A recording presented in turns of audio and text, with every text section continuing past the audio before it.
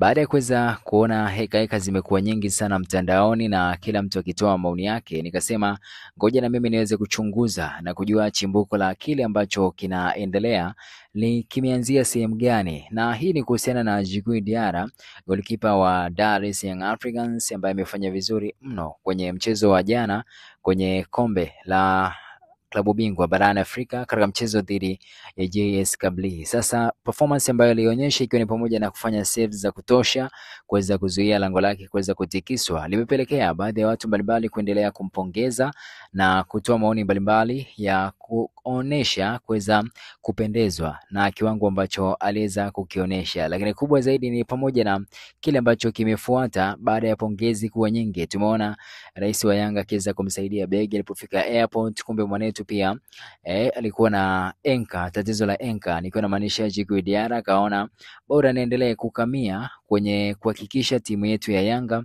inafanya vizuri. Lakini pia nimeona na comment mbalimbali ambazo rais wa Yanga amejibu. Ni moja kati ya comment ambayo ilikuwa inauliza kwani Djigui Diarra ni mwanachama lialia au ni mzazi au nani wa Yanga, na Engineer Hersi Said akashindwa kujibu kutokana na moyo ambao ameweza kuonyesha Djigui Diarra kwenye mchezo wa jana. Akasema huyu ngoja nimuulize Samir JR ambaye ni mmoja kati ya viongozi wa pale Jangwani. Sasa tuachane na hayo, tudili na kile ambacho kinatufanya tuweze kuzungumza kwa sasa hivi kuhusiana na posti ambayo inazunguka zaidi kwenye mitandao ya kijamii ikionyesha kwamba mashabiki na wanachama wa Yanga wanapaswa kuweza kuchangia fedha kuweza kutoa moyo wa shukrani kwa kile ambacho ameweza kukifanya Djigui Diarra. Kumbe chimbuko lake bana sio watu wengine bali ni wale mashabiki kindakindaki wa Yanga ambao wameamua kujiorganize nje na uongozi wa Yanga.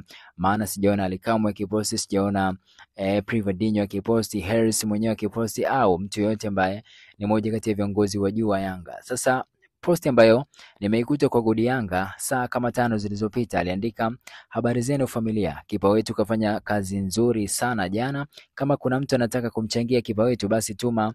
Akaweka na namba pale, jina litakuja Frederick Linus Kweka. Kesho airport atakabidhiwa kama shukrani yetu mashabiki by Mwalimu Yanga. Hii inaonyesha ni posti ambayo Mwalimu Yanga ndio ameiandika.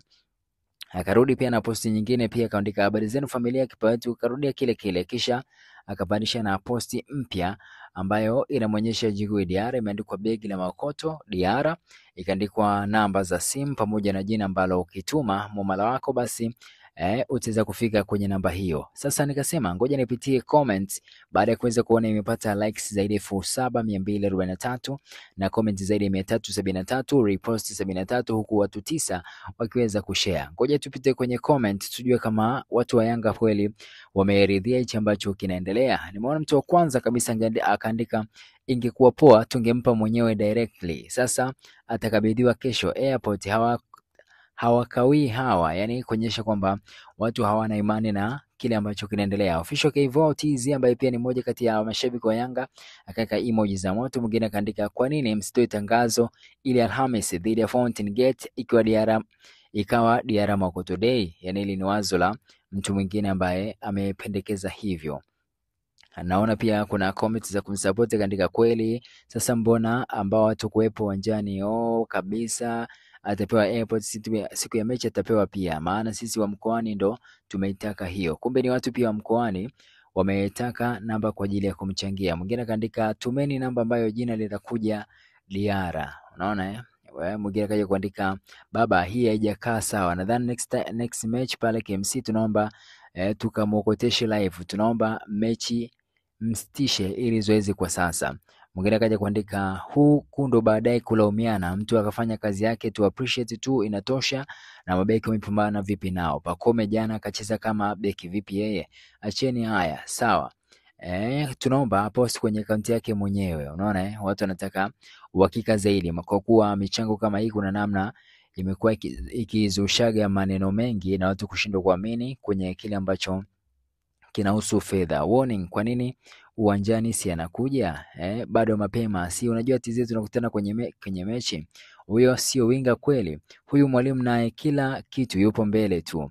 unadhani sote tukafika uwanjani, unadhani watafurahishwa na Diarra au kote mwenyewe itapendeza zaidi? So hapa inaonyesha kuna baadhi ya watu ambao wana support kile ambacho kinaendelea, ikiwa ni watu wa mkoani, lakini kuna wengine pia wana wasiwasi hichi kiasi cha fedha ambacho kinachangishwa vipi kitamfikia Diarra mwenyewe.